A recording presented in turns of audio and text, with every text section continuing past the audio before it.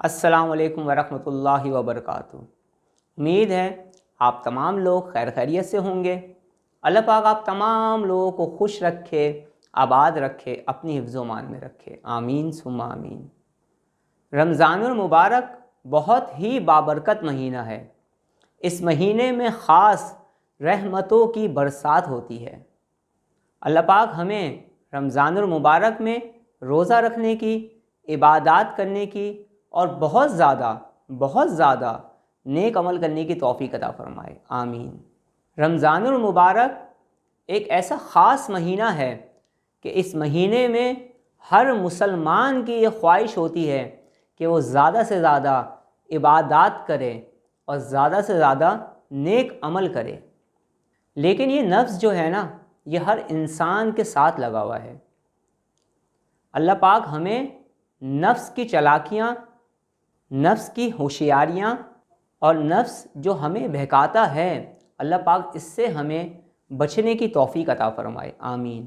رمضان المبارک میں چند چیزوں سے آپ نے اپنے آپ کو بچانا ہے۔ بہت ساری چیزیں ایسی ہیں کہ رمضان المبارک میں ہمیں خاص طور پر ان تمام چیزوں سے دور رہنا چاہیے، جس میں سے چند باتوں کا تذکرہ میں آج اس وقت کر رہا ہوں۔ سب سے پہلی بات، موبائل فون ایک ایسی چیز ہے کہ اب اس کے بغیر رہنا بہت سارے لوگوں کے لیے مشکل ہے۔ موبائل فون کے جہاں پر بہت زیادہ فائدے ہیں، وہیں پر اس کے بہت سارے نقصانات بھی ہیں۔ بس رمضان کے اس بابرکت مہینے میں کوشش کریں موبائل فون کا استعمال غیر ضروری کرنا چھوڑ دیں۔ رمضان المبارک میں سو کر اپنے وقت کو مت گزاریں۔ رمضان المبارک کا ایک ایک سیکنڈ بہت قیمتی، بہت برکتوں والا ہے۔ رمضان المبارک میں غیر اخلاقی گفتگو، غیر اخلاقی ویڈیوز یا غیر ضروری ویڈیوز، گانے، میوزک سے دور رہیں۔ ویسے تو ہمیں ان تمام چیزوں سے رمضان المبارک کے علاوہ بھی ہر وقت بچنا چاہیے، لیکن رمضان میں خاص طور پر اس بات کا خیال رکھیں۔ رمضان المبارک میں صبر و تحمل کا مظاہرہ کریں۔ رمضان المبارک میں غیر اخلاقی گفتگو سے پرہیز کریں۔ رمضان المبارک میں اس بابرکت مہینے میں آپ اپنا زیادہ تر وقت عبادات میں گزارنے کی کوشش کریں۔ زیادہ سے زیادہ ذکر الہی کیا کریں، زیادہ سے زیادہ نیک عمل کرنے کی کوشش کیا کریں۔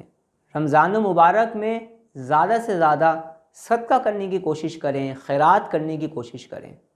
رمضان المبارک میں زیادہ سے زیادہ دعائیں مانگا کریں۔ سحر و افطار کے وقت خوب گڑ گڑا کر اللہ رب العزت کے حضور دعائیں کیا کریں۔ آپ جب بھی رمضان المبارک میں دعا کے لیے ہاتھ اٹھائیں تو سب کے لیے دعا کریں۔ میں امید کرتا ہوں کہ آپ اپنی دعاؤں میں مجھے بھی یاد رکھیں گے۔ اللہ پاک ہمیں رمضان المبارک میں روزہ رکھنے کی، نیک اعمال کرنے کی، خوب عبادات کرنے کی توفیق عطا فرمائے، آمین۔ اب میں آپ سے اجازت چاہتا ہوں۔ اپنا بہت زیادہ خیال رکھیے گا، مجھے دعاؤں میں یاد رکھیے گا۔ السلام علیکم ورحمۃ اللہ وبرکاتہ۔